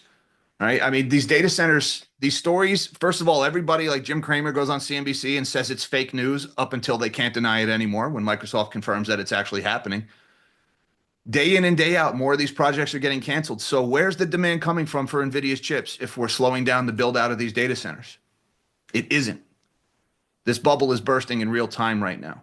And then tariffs, forget it. Tariffs is just like final nail in the coffin. If you throw a 25% tariff on top of the price of these GPUs, who knows what's going to happen to these projects. But, at the end of the day, the investment cash is no longer flowing, or at least it's starting to flow at a reduced rate, which means the market for these data centers isn't going to be there, which means the profits will never materialize. Without the investment flow, NVIDIA's sales are going to fall off a cliff. And that's when the bubble bursts. Which makes sense though. The bubbles that you can't go. That's why it's a bubble. If bubbles never burst, we would call them like mountains, but we call it a Yep. bubble because in hindsight we go, yeah, no, they eventually blow up. So this makes sense. It's not good financially for any of us, but I mean, it's what it is. It's the natural progression. It's a bubble. They'll blow harder and harder into it to keep it inflated. Yeah, no. It's You know, and as is expected, try to keep it alive. You're gonna keep pumping on the chest, but then eventually. Eventually you kind of sober up. Eventually you realize it's like 6 a.m. and you're still drinking. You're like, I gotta go to bed, man. I gotta like this was really fun. Like I had a blast. But like, you know, it's 6 I a.m. mean, on Sunday. Microsoft is saying, hey, we spent $300 billion in the last 4 years and we're still not making any money. Are we going to make that another 100 billion or are we going to stop? Well, because eventually you have the public facing shit, which is where you're pitching it and yeah, it's the bubble, it's the future, it's Web 3 point, it's all that dog shit. But these guys aren't stupid. There are internal conversations where they all drop the shit. And they're getting the skiff. And they gotta leave your phones outside, and they're like, all right, they are ultimately corporations. They're capitalist corporations, and love them or hate them, they do fucking watch the numbers. Somewhere they're going, all right, this publicly we've been saying this is the future. We know this is not working. Eventually, there's another book called But their Private. stocks are going to collapse as soon as they admit it. They're stuck with Oh, no, this no, narrative. That's I'm the not problem. saying they'll admit it. I'm just saying the discussion's Yeah. going on behind. There's a great book called Private Empire by Steve Call about Exxon. And yeah, no, they always talk about that. Like, they'd have literally, it was almost like in a military operation. They had skiffs where like they would talk about oil reserves around the world, and there was always the public facing thing, and then there's what they talked about behind the scenes. And I think even Dick Cheney said something along the lines. He's like, there's classification, and then there's ExxonMobil. I think that they had some like conference room in a skiff. I don't know what I think they called it the egg or something or whatever it was. And he's like, and Dick Cheney's like, there's classifications. He's like, and then there's ExxonMobil's like war room. He's like, I don't know what goes on in there. I'm the vice president, and like, yeah, no, they keep track of it. They keep records. But yeah, no, you probably have that going on somewhere, and it doesn't mean that they're going to publicly say it, but you would be able to see movements that indicate that they have an internal change, which I would imagine one of them would be farming. You'd be like, what are they doing? Microsoft getting in the farming business was not on my 2020s bingo card. Yeah, you need When to I read. saw that, You I need to mean, read them. what do you Yeah, make a year in an acre of corn? You make about $120 a year growing corn per acre, something like yeah, that. Like, I mean, yeah, it's not a very profitable business. yeah. Yeah, I would be interested in your take on that. That I sent the article to you on Twitter. It's not at all important. I frankly I don't give a shit if you don't read it. I send shit to everybody all the time. But it's a really because I think it's one of the most fascinating things I've read in a while. And it's like a several hour read. I'm also a slow reader. Just about, the hypothesis that if there is a Manhattan Project for AI going on right now, like how would we see it, and like what would we see as the public? And it's fascinating. I want it to be true because I just love these stories. So I don't know how objective I'm being with it. It might be because I just love the entire, the secret operation. I'm like, give me more of it. But yeah, no, that's that's what it would be is eventually the bubble stops. But then there's isn't whatever the Colossus, the supercomputer that XAI has built. Grok. Uh, yeah, Yeah. yeah, yeah, but I think that they call the actual physical thing Oh, Colossus. Not important. It's Grok. No, correct. It's Grok, and they're using there. It's actually kind of cool. They're like also using all the AI from Tesla and like feeding that into it, as well as all of the interactions on Twitter and feeding that into it. That's why XAI just technically bought Twitter. But that seems to be like an example of like they are using the chips. They are oh yeah, using the GPUs. there's legitimate They, applications. yeah, Yeah. I mean, well, look, the internet didn't go away when the dot-com bubble no, burst, right? The correct, internet's bigger than ever. That correct. didn't save the people who invested in the internet companies, though. But you just wonder. I mean, you just wonder like all these GPUs are like were purchased. Like, are we just gonna see like a crazy drop in graphics cards? Am I gonna be able to get a ball and supercomputer on a budget or a gaming computer on a budget soon? Like, I don't or know is about that the retail GPUs, but yeah, the prices are going to fall. They're going to fall really hard. Absolutely. so then? Not that you have a crystal ball, but then so everything we've discussed thus far, what does that mean? Like, where is it pretty like, yeah, well, the bubble's gonna collapse, there's gonna be financial strife and blah blah blah. What does it meaningfully imply? For the average person, a huge It just reduction in their retirement accounts. Like I mean, I've been trying to warn people about this for years, and to face facts, I failed. This bubble overinflated. And it's important to realize even if you don't have a TD Ameritrade account and you don't buy Nvidia stock, you're in it. If you've got a pension, an IRA, or a 401k, you own this stuff. And you own more of it than ever before. Because typically what happens, you've got your guy that you trust and he's going to manage your nest egg and you've known him your whole life. He's a good guy, don't worry. He does the same thing everybody does. He's putting it into index funds because he's paid to do it. And all of these index funds, these passive investment vehicles where you just put money in and it spreads out across the whole index, the concentration of those funds into names like Nvidia, Microsoft, Google over the last few years, these Mag 7 names have become a bigger and bigger weighting in the index, which means people don't even realize it, but they are more exposed to these names than ever before, which means their retirement accounts are going to fall. They're going to fall hard, and they're all going to be looking for somebody to blame.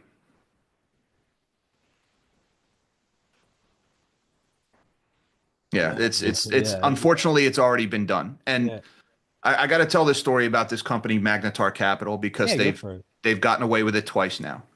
All right, it's during Magnetar Capital is one of the biggest financiers of this CoreWeave company I was talking about. And Magnetar has a very sordid history. during the dot com, or not the dot com, during the GFC. A lot of people probably seen The Big Short. There's a scene in The Big Short where Steve Carell's character is at this sushi restaurant with this Asian guy. They're talking about CDOs and synthetic CDOs, and Steve Carell is just overwhelmed by what a piece of shit this guy is. He can't believe it. That guy was named Wing Chow. He was a real person. That guy actually did that. He worked for Merrill Lynch, but he was working with Magnetar Capital during the GFC. And what they were doing is they were creating CDOs. They're insurance on mortgage bonds is what a CDO is. Uh, Not really insurance. A CDO is leftover mortgage bonds. What they're doing is Magnetar was handpicking the worst possible mortgages to put into this CDO. Basically, they were picking the smelliest rotten fish to put into the bucket. And then Wing Chow was assembling the bucket and selling it to people saying, this is good fish. And while that was happening, Magnetar was betting against that bucket failing. So, to put it simply, they were creating deliberately sabotaged investments, selling them to retail investors while betting on their failure. And they made a huge amount of money doing it. They made the GFC worse and they got away with it. Wing Chow got prosecuted. Magnetar Capital got away with it. All right. So Magnetar Capital, with this history of selling dog shit to retail to bet against it, they are the biggest investor in CoreWeave. They're the biggest shareholder. They have actually, most of CoreWeave's money that they've used to buy NVIDIA chips, a lot of it has come from NVIDIA, but most of it has come from Magnetar. Magnetar is the biggest investor in CoreWeave. All right. Now, Magnetar also created this Magnetar AI Ventures Fund.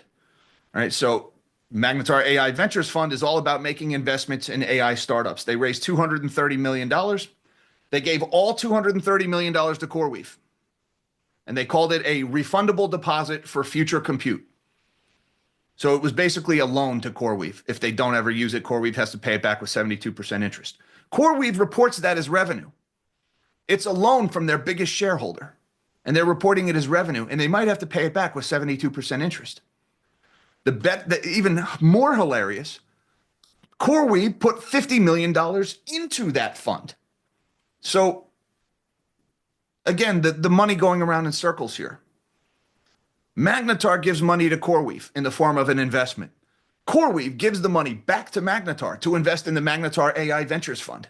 Magnetar gives the money right back to CoreWeave in the form of investments into CoreWeave's future compute, this refundable deposit. And if they don't use that compute, CoreWeave has to pay it back to Magnetar with 72% interest.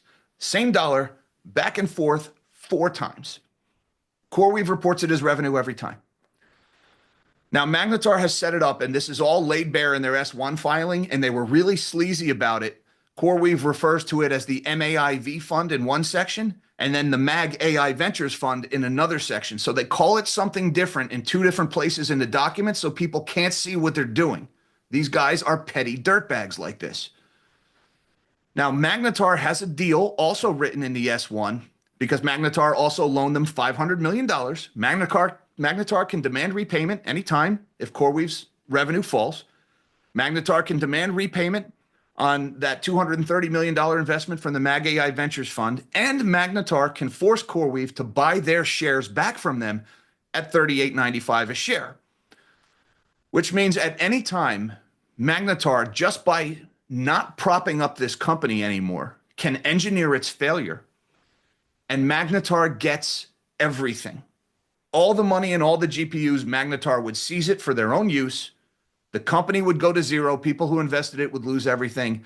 Magnetar would make money on the way up, and Magnetar would make money betting against it. In other words, they have already sowed the seeds of exactly what they did in the GFC.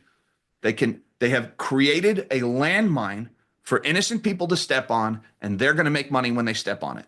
It's now the second time they've done it, and they got away with it last time. Why wouldn't they do it again? These guys are the biggest dirtbags in the history of finance. Oh, and by the way, Magnetar's former COO and CFO are now employed by CoreWeave, making $450,000 a year, plus a $450,000 bonus, plus tens of millions of dollars in stock options. These guys are getting paid at every turn. This CoreWeave company, which is part of what is holding up NVIDIA, which is holding up the whole market. It's designed to fail on purpose. And the people who did it have a history of designing things to fail so they could bet against it on purpose. If there's so many people, if this thing is holding up this, which is holding up that, which is holding up this, is there not now a vested interest in everyone to not let it fall? Which is genius. It's Everybody is evil. on It's top. that, Everybody is on top of the one Jenga block. that's Yeah, what, but Magnetar has a financial interest in knocking it over, but and Magnetar can knock it over. don't they also have an interest in it staying up there if they make money up and down, or is it more on it coming down? Well, if it goes down, they could bet against it, make money that way, and they could seize everything from the carcass of the company. They could end up with all the cash and all the GPUs. So you could argue especially Well, now that Microsoft is pulling back and it looks like the tide is starting to recede, Magnetar has every incentive now to accelerate that failure. there might be so many people with a vested interest in it not falling that you start having a bunch of people reinforcing that one Jenga block through any means necessary. I'm What just I'm what just they're looking trying at to it as do, like they might be fucked because you might have a lot of people that are like, yeah, you fucking suck my dick. You think I'm letting this thing fall? They might have played their hand. I don't know. yeah, I know you are nothing seeing about some this. of I have a that. biology degree. I Yeah, don't. you're seeing like OpenAI, as soon as Microsoft canceled all these contracts with CoreWeave, OpenAI came in and signed a deal with CoreWeave, right? Well, OpenAI has every incentive to do that because OpenAI loses money. OpenAI is dependent on the endless flow of that investment capital. So by cutting that deal with CoreWeave to reassure everybody that the tide isn't receding, OpenAI is trying to extend their own lifespan a little bit longer. So you're already seeing that the people that are up on the Jenga block are kind of like doing what they can to steady the ship. Now you've also got another thing, like a lot of private equity firms right now, the companies that have provided this investment cash to all these cash losing AI companies, they need to unload it. They need to sell their stakes in these companies while they can. But the CoreWeave IPO was such a disaster that they realized they're not going to be able to take these companies public like they did in the dot-com bubble and sell them to suckers. So what they're trying to do now, and BlackRock CEO Larry Fink is leading the charge on this, they're trying to get the rules changed so that retirement funds are allowed to buy private equity investments. In other words, they're trying to park all of this crap in people's pensions and retirements to get it off of their own books before it fails. Now, there's phrasing it like we're trying to democratize finance. We're trying to give the average person access to these lucrative AI investments. They're trying to use innocent people as exit liquidity to hold the bags before it fails. Fucking scumbags. Yeah. And I tell you, Tommy, the more I learn about this stuff, the more I just want to take a shower. Like it's really gross. Whenever And it just look, I just wanted to talk about silver when I started this channel. I didn't really want to do all this stuff. But now that I'm finding this stuff, like I feel like I gotta keep going. Somebody's got to call these people out on it. it's whenever I hear stuff like this, it honestly it helps me be less hard on myself regarding like the podcast and how much I make. And I'm like I make like far below the average median income. I'm like, but it's enough for me and I get to do my own podcast for a living. But it makes me look at shit like this and I'm like, yeah, I think I've like falsely attributed competence, talent, intelligence, skill, wisdom to people that have much larger paycheck. I know there are a lot of genuinely fucking smart people if they've worked their way. I'm not taking anything away from them, but it has helped me sometimes when I look at stuff. I'm like, oh, it is because like I look at this podcast. There is not a single penny that is counted twice. It's truly like maybe I'm a sucker, maybe I'm a Boy Scout, but it's like the most genuine thing. Like the people that donate monthly, like the sponsors I push, the number of episodes I do, and like the cross promotion and the personal PR I do and networking and getting like after I'll have you like tweet it like and then it's like the number of views or the number of penny CPM per thousand views on Rumble or Spotify. And now look at this and I'm like, man, like the 40 grand a year I make from this show, it's like the most honest. Just hearing about this stuff, I'm like, this is like the most honest 40 grand out there. Like, I'm like, no one's getting fucked. No one's getting wool pulled over their eye. Every show is free. I tell everyone it's free. It won't be behind a paywall. But if you can, please donate. Keep it going if you like the show. But honestly, it does kind of make me feel a little bit better about myself when I'm like, oh, this is honest. Like I'm okay, okay. It's like lifting weights for 20 plus years, and then in hindsight, realizing how many like different guys I knew in high school and college eventually like came off steroids. I'm like, I never knew they were on steroids. So I was legitimately trying my hardest to compete with them and doing well and beating a lot of them in some cases. But I look back at it now, I'm like, I was doing that with like chicken breasts and egg whites. I kind of feel good about it. I'm like, oh, that's that's oh, okay. And so that it does kind of help me in some ways where I'm like, oh, there's no double dip, there's no revolving door of, well, hey, you get my show to trend on Twitter and I'll give you this and you give me that and you have a stake in this and then we'll double this loan as an I'm like, oh, this is like legit. This is yeah, it's like I don't know. It's like living out in the woods and like killing an animal and eating it and like using every part of it. Like it's as genuine and honest as anything. So I don't know, There's no man. victim count with what you're None. doing. Yeah. Zero. And it kind of part of me goes, man, you're a real fucking pussy, Tommy. And another part of me is like, this is like zero victim footprint. And I'm Yeah. like that. It's like yeah, it's like a sustainable like farming thing. I'm like, it's honest. And that does feel pretty cool. Well, I have my own reasons for doing things the way I do, right? Like I'm a pure blood capitalist, and I honestly believe if you treat your customer base like livestock to be slaughtered, you're going to run out of customers. Human beings are, I'd like to think most of us are too smart to continue to patronize people who victimize. There's easy ways to make money. I'm sure you do this.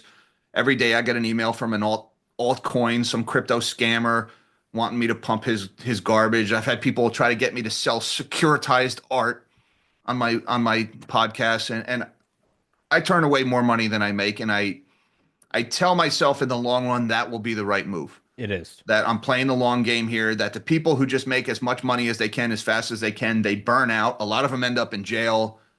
They end up disgraced, persona non grata for life. So I'd like to think long term I'm doing it the right way. At least that's what I tell myself, No, no, Tommy. no, no, no, no, no, no. You are because I mean, some sponsor requests I have, it'll just be so shady that I'm just like, one, it's not what I believe in personally as like a human, like, but I also, it's not just like, oh, it's the right thing to do, it's the Christian thing to do. I also truly believe it is the correct business move in that I look at it and I go, like, how much time have I sunk into this podcast? Well over 5 years. 1,000. This is episode 1,723. Like, I've done all this shit. I've built this thing by myself. I'm the secretary, the scheduler, the manager, the editor, the fucking promoter, everything. Put so much time into this. The raft is just now, really, in the last couple months, maybe year, it's floating. And what's like the one thing I really have? Is there any one donor that has me by the ball? No, there's really it's a bunch of people, $5 here, $10 there. Well, then what do I have? How come I'm not beating people over the head? Well, because what I have is honesty, and that means honesty to fuck up. It means honesty where sometimes like a year will go by and I'm like, man, I used to say this on the show. I feel so stupid for saying that now, but it's honesty, and people that know that come watch the show they know it's not like I'm never gonna be like, yeah, I've been using this new chapstick, and honestly, man, my dick's grown. Like, I'll never do that because one, I just don't feel good about it, and it comes back to if I'm gonna do something I don't want to do for money, then I'm just gonna go be a doctor. But I think people know that like I'll never not have someone on because I disagree. My two rules for the podcast are like you can't incite violence and tell people to go to an address and go kill someone, and you can't. There's if you know pedophilia, it's pretty fucking easy. It's pretty. That's a low bar. It Yep. is a very low bar. I mean, Yep. I'll fucking have someone on who will tell me for an hour and a half how the Jews did 9/11. It's not my personal belief, but hey, it's funny.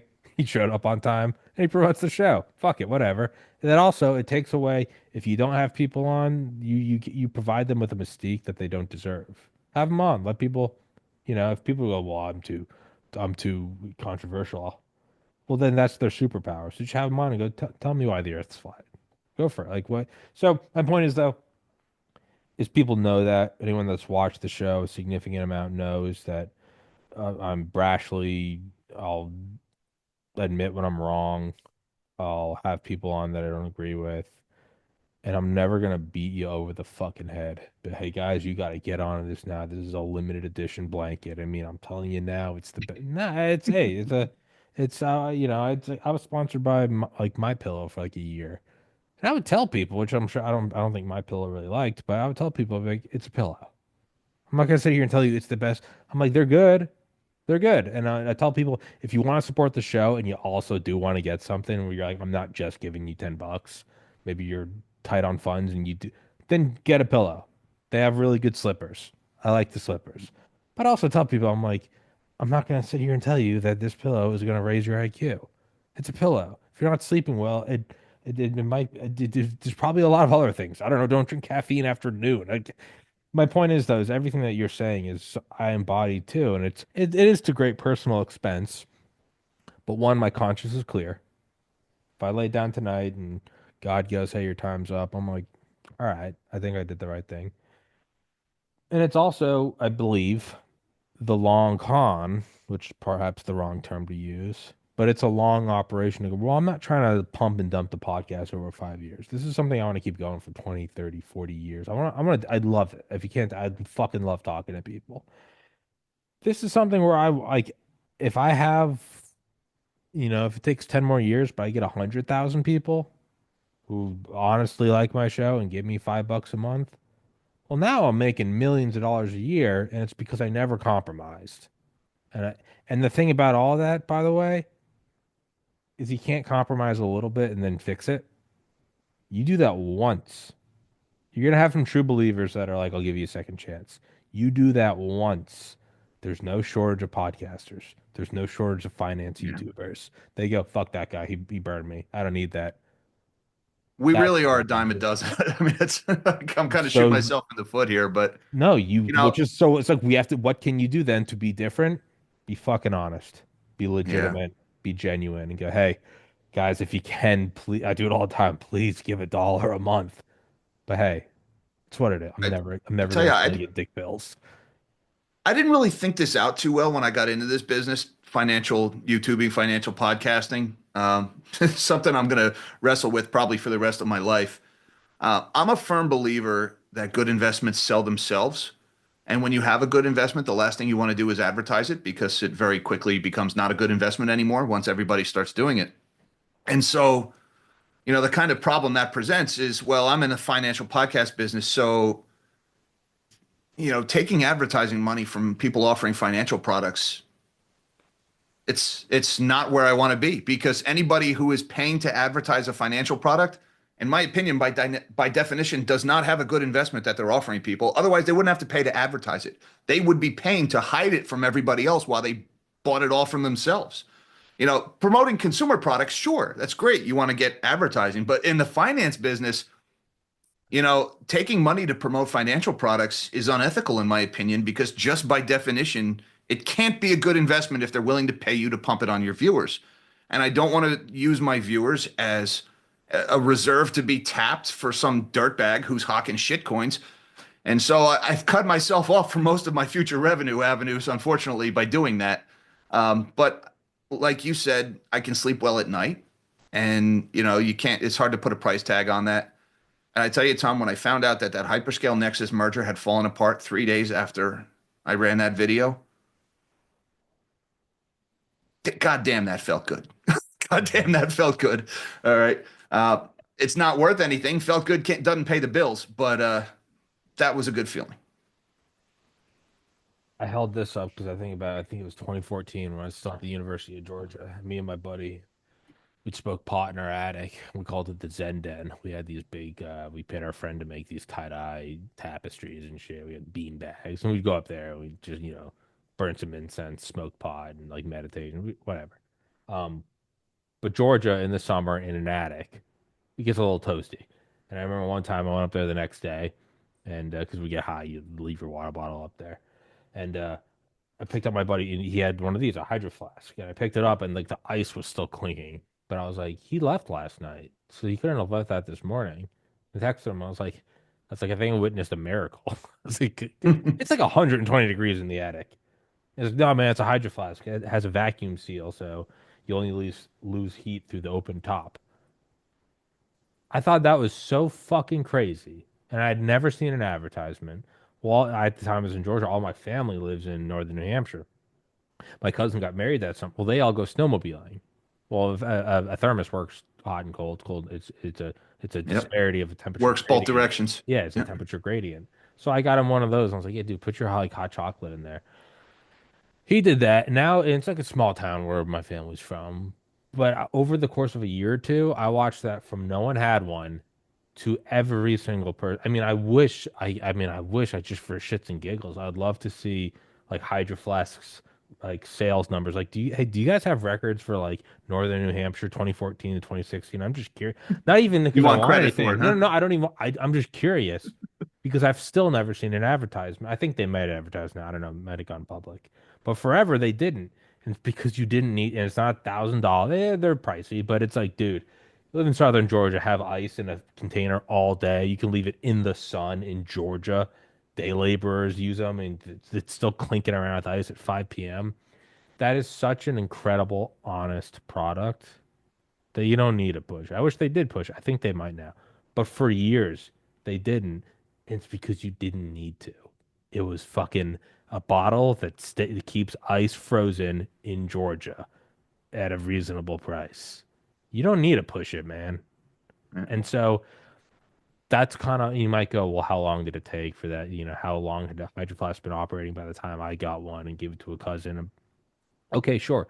But if you're in it for the long run, build it slowly, but build it correctly.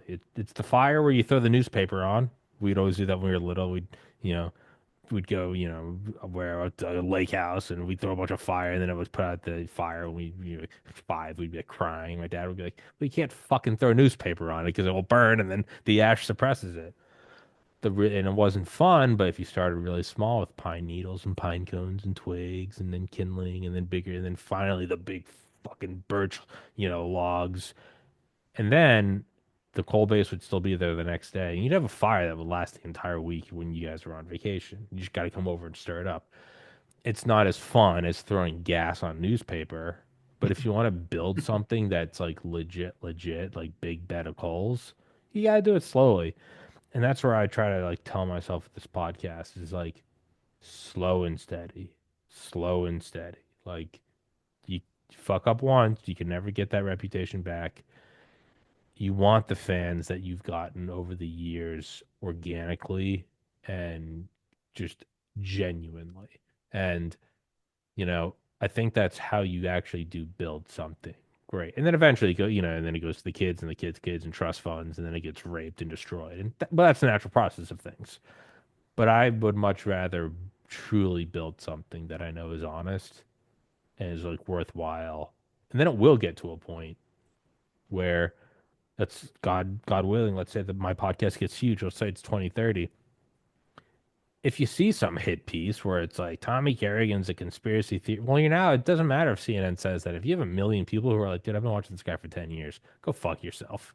I now have a million person counter PR team. People are like, I've been listening to this guy for. It's like if you ever hear a rumor about someone you know really well, you're like, dude, no, that guy's a fucking saint. Like, what are you talking about? So I know I'm rambling on, but I think you and I kind of are the same in You're that you're sense. right. If financial journalists were really doing their job and not just pumping sell side research, not just trying to convince people to hand more money over, if they were really doing their job, I wouldn't be able to do this. There would be no market for what I'm doing. Yeah. But financial journalists, there's some good ones out there. There's some really good, honest ones. But the big ones, the mainstream ones, they're cheerleaders for the financial services industry. That's all they're doing. And so Yeah, they've created the market for their competition. they're sycophants and scribes, Yeah. which is it's so that's how I look at it. But it's also, I mean, I really I do believe in God, but even if you don't, I also genuinely I really do think karma's real, and not even in I guess some Buddhist sense. I mean, I wrote about this in my personal statement for med school. The most simple, if you could, if you took all of the physical sciences, genetics, biology, chemistry, physics, astronomy, if you took all of it, boiled it all down, even math, even abstract things, boiled it all down. If you had to just say you had one thesis sentence to explain all of it, you're like, well, I can't. But if you had to, gun to your head, hey, it's for every action, there's an equal and opposite reaction. If you really had to, okay, that's the physical. What about the consciousness, the ethereal? We could say it's all philosophy, all religion, Christianity, Islam, Judaism, all of it. If you had to, gun to your head, what would probably be? I don't know, do unto others that you have like done to you. Okay, so like the one thing that covers the consciousness, and then the other thing that covers all physical measurements. It kind of comes around to it goes that way, it's gonna come back. So to me, it's not just the right thing to do. It's also the correct business move. That's also kind of how I view karma is like not only is it the right thing to do, I also think that it does really come back and that it's a heat-seeking boomerang. So put it out there. Maybe you die. I think it comes back to your kids. I really do think I think your pound I think the universe gets its pound of flesh. I really And do. I really believe that's why capitalism in its pure form, not the crony capitalist manipulated system we have right now, but capitalism in its pure form most closely represents what you just described, karma, equal and opposite reactions. Because if you are providing value, you will get value. If you are creating victims and ripping people off, it's going to happen to you too. In a truly capitalist system, that's how it would work. So I am a firm believer in everything you just described. Absolutely. Yeah. And it's dude, it's worthwhile, man. It would not be good to have a fucking penthouse and Rolls Royce and just at night be like, man, I scammed so many people. There are so many single mothers on this. I mean, how long can you like genuinely enjoy your beach house in the Maldives to be like, how many kids are on the street because I took their debt? Versus when you get enough to like where I am, where I just like I can pay my own apartment rent. There's no splinters in the back of you fucked that person to get your podcast. No, I'm like, nope, nope. And I tell you, Tommy, the number of people who are okay with that body count, it's higher than you think. And that's something that I've Oh yeah. realized the Oh more I've yeah. studied finance. Oh It's yeah. really more common. And that's why I think capitalism is so important because true capitalism punishes them. They cannot thrive in a truly capitalist system. I mean, there's this misnomer that capitalism equals greed. That's not true. Capitalism equals fair. Greed is a human condition. It owes nothing to capitalism or communism or autocracy or oligarchy. None of that. Greed is just a human flaw. Capitalism minimizes greed better than any other system on earth. I really believe that's true. Yeah. No, it's the number of people that are willing to stack bodies like that is it's dark, and then I go, man, it's easy to get pessimistic and go, everyone's a backstabbing vampire. But then every once in a while, you do find someone who's like legit, legit. And man, it does make you feel better. You go, that's just a dude who does the right thing when no one's watching. You see the guy that started the company, and he's the last out at night. Oh, and there's a smudge on the window. Let's clean that real quick. Don't want it to look bad. And you go, there are good people. And you then go, well, I want to be that role model in 20, 30, 50 years. I don't want someone being like, everyone in the podcasting world's fucked. I mean, it's like, no, dude, you can't. It's a much longer road. It is a Yeah. much longer road, but it's worth it, man. It's worth it. I think financially it ends up being worth it. You build a brand that is worth it. And I really do. It all just seems to jive. I feel good spiritually. I sleep well. The episodes I did on COVID and informed consent, like I always just told myself, like if I in the afterlife, if God has to be like, hey man, I gave you a podcast, all you have to do is interview these people, and you could have saved a couple lives. I do like I feel, we all sin and have our vices and blah blah blah. Sure, no, I get that. But far and away, I am very my consciousness, my conscience is clear. Just I feel good. And when something comes up and I don't feel good, I try to rectify it.